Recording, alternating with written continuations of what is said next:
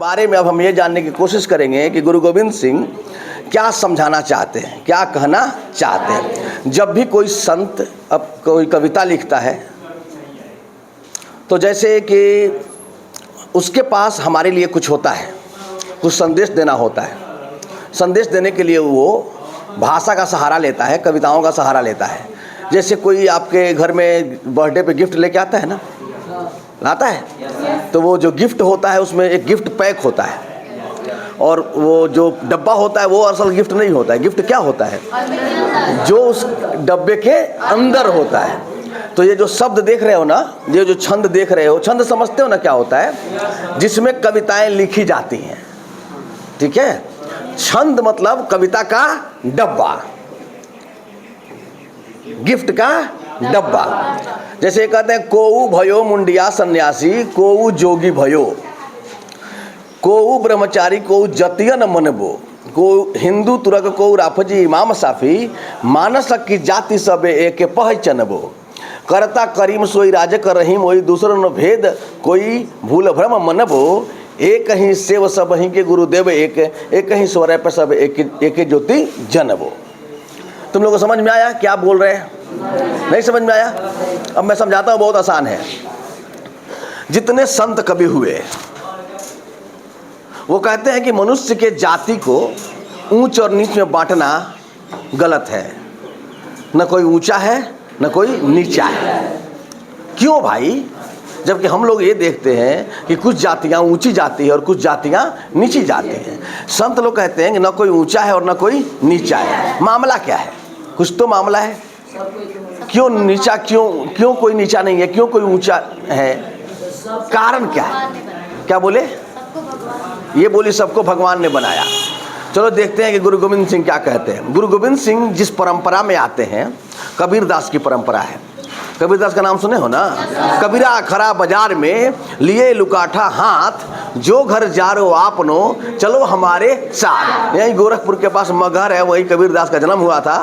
काशी में रहते थे। मत्स्य कागज छुयो नहीं, कलम गयो नहीं हाथ। न कागज छुए न कलम छुए, लेकिन उन्होंने जो बातें कहीं उन बातों पे आज भी पीएचडी हो रही है। बड़ी उद्भट विद्वान थे। तो उन्हीं के परंपरा में नानक आते हैं। कबीरदास के शिष्य नानक है, नानक के शिष्य गुरु गोविंद सिंह। समझ में आया? तो कहते हैं कि कोई बाल छिलवा के सन्यासी बन जाता है, कहता है कि हम योग साध रहे हैं। कोई जाति पाति में फंसा हुआ है, कोई ब्रह्मचारी है, कोई हिंदू है, कोई मुसलमान है, कोई कुछ कोई कुछ कोई कुछ।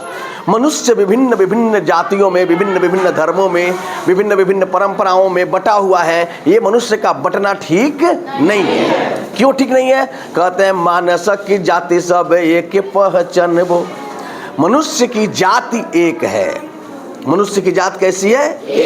कोई दूसरी जाति नहीं है मनुष्य की। बस मनुष्य की जो जाति है वो मनुष्य की जाति है।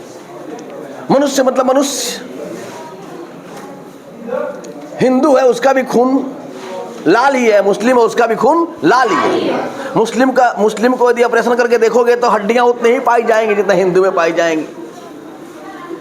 सब कुछ तो सेम है, केवल कपड़ा बदल जाता है। किसी का दाढ़ी हो जाता है, कोई बिना दाढ़ी कराता है, कोई बाल छिलवा लेता है, कोई बिना बाल छिलवाए रहता है। फर्क तो इतना ही पड़ता है।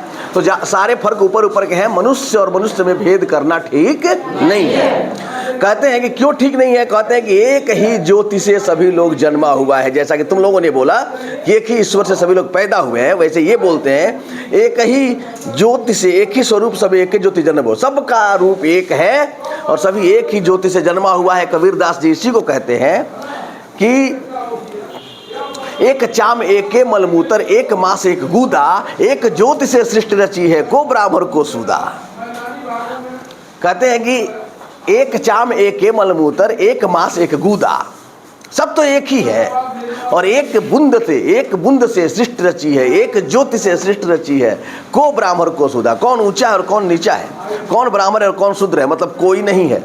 सभी के सभी मनुष्य की जाति जो है वो बराबर है।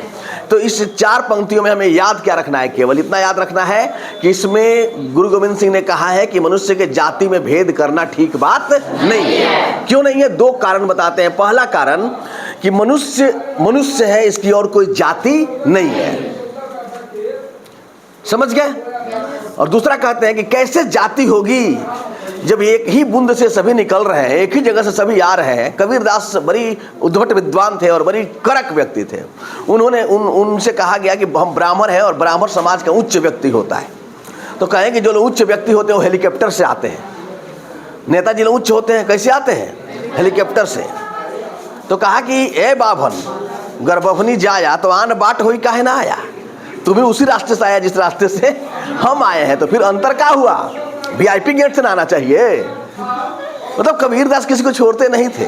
तो मुसलमान बड़ी खुश हो गए, चलो कबीरदास हम लोगों को नहीं बोल रहे हैं। वो मुसलमानों को पकड़े, कहे कि काकर पाथर जोड़ी के मस्जिद लई बनाए, ताचर मुल्ला बाग दे क्या बहरा तेरा खुदा है। उनको भी नहीं छोड़े। कबीरदास किसी को छोड़ते नहीं थे। जहाँ पर भी आडंबर देखते थे वहीं पर रुकते थे, टोकते थे, रोकते थे और मनुष्य को जगाते थे। एक बूंद ते सृष्टि रची है, को ब्राह्मण को सुधारे। समझ में आया? सृष्टि किससे रची हुई है? एक ही ज्योति से। इसलिए ऊंच नीच का भेदभाव सब बेकार है। संत लोग यही रुकते नहीं हैं। गुरु गोविंद सिंह आगे बढ़ते और तर्क देते हैं। मेरे साथ साथ गाना। जैसे एक आगते कनु का कोटे आग उठे, गाओ। देखो तर्क कितना बढ़िया है, जोर से गाओ, थोड़ा सा झूम के गाओ, ऐसे मलुआ के गा रहे हो। जैसे एक आगते कनु का कोटी आग उठे, न्यारे न्यारे हो के फिर आग में मिलाएंगे। जैसे एक धूरते अनेत धूर धूरता है, धूर के कनु का फेरी धूर ही समाएंगे। जैसे एक नदते तरंग कोट उपजत है, पान के तरंग सब पान ही कहाएंगे। तैसे विश्व रूप ते अभूत भूत प्रकट होई, जैसे विश्व रूप ते अभूत भूत प्रकट, ताही के उपज सब ताही में समाएंगे। जिस प्रकार एक आग से, एक चिंगारी से बहुत बड़ी अग्नि पैदा हो जाती है, अंत में वो आग ही कहलाती है ना, ये कुछ और कहलाती है। आग से जो पैदा हुआ वो क्या कहलाता है? जैसे एक आगते कनु का कोटे आग उठे। समझ रहे हो? एक चिंगारी से, यदि एक चिंगारी को हम बारूद के ढेर में लगा देंगे तो वहां से बहुत बड़ी अग्नि पैदा होगी, लेकिन सारी की सारी अग्नि अग्नि ही कहलाएगी। नदी है, पानी है, उसमें हजारों लाखों करोड़ों तरंग उठते हैं, तो अंत में पानी ही न कहलाते हैं। पानी के तरंग सब पानी ही कहाएंगे। उसे कहते हैं जैसे धूर देखते ना, धूरा मिट्टी के कर, उस मिट्टी के कर को एक एक कर को मिला करके बौरेरा खड़ा होता है, बहुत बड़ा बवंडर खड़ा हो जाता है, बहुत बड़ा लू खड़ा हो जाता है। लेकिन क्या फिर तो धूर ही कहलाते हैं ना। वैसे ही विश्वरूप ते अभूत भूत प्रकट होई, हर देश में तू हर वेश में तू, तेरा नाम अनेक तू एक ही है। समझ रहे हो? हर देश में हर वेश में तुम्हारा एक ही नाम है और तुम एक ही, एक ही, बस एक ही रह जाते, सब एक है। समझ में आया?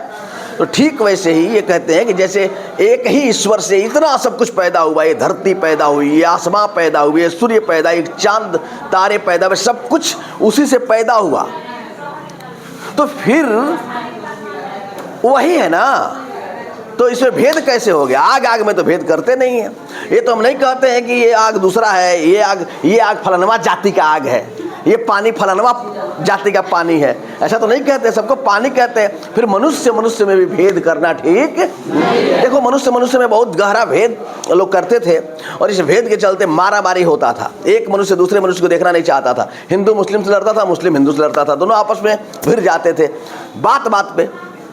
अल्लाह कोई कहता है अल्लाह, मैं अल्लाह का बंदा हूँ, कोई कहता था मैं राम का बंदा हूँ, कोई राम का डंडा लेके खड़ा हो गया, कोई अल्लाह का डंडा लेके खड़ा हो गया, उनको पता ही नहीं है। जैसे एक लड़का है, उसका दो नाम है, टिंकू और पिंकू। क्या नाम है? दो नाम है, टिंकू और पिंकू। कुछ लोग उस लड़के का नाम टिंकू जानते हैं और कुछ लोग उस लड़के का नाम पिंकू जानते हैं। अब दोनों लड़ रहे हैं कि टिंकू मेरा, वो कहा पिंकू मेरा।